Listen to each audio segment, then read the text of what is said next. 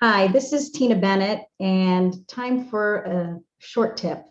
And I mean, just one tip? No, multiple short tips.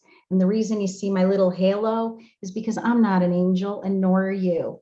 So when you're going to court, remember the truth counts and the truth will actually come out in a proceeding.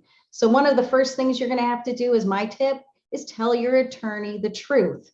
Don't make up a story that you are perfect, the perfect parent, the perfect this or the perfect that. And by the way, when we get to court, I find out that you have a really bad heroin addict or heroin addiction. So don't play perfect with your lawyer. Tell your attorney the truth because it'll go a long way when you're getting whatever javelins thrown at you from the other side and a bomb explodes in court that, wow, yes, you're a heroin addict, but guess what? That was 3 years ago because now you've been sober for 3 years. You see how the spin is a little bit different? So that's short tip number one. Be honest with your lawyer.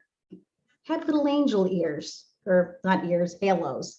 So the other tip is when you're in a trial, that's the other opportunity not to be evasive. When somebody asks you, what color am I wearing?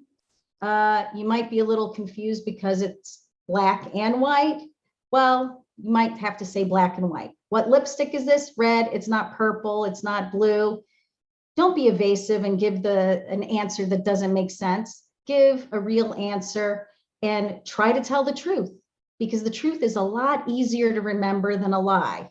So if you hear your attorney say, you know what, the other side does not have a halo or angel wings, it's true. Nobody's perfect. So if you think that you're going to get away with telling a lie to your lawyer in the court, it doesn't work. So that's a good tip to use in generally in life. And I slur my words for whatever reason because I don't even know what I'm doing half the time.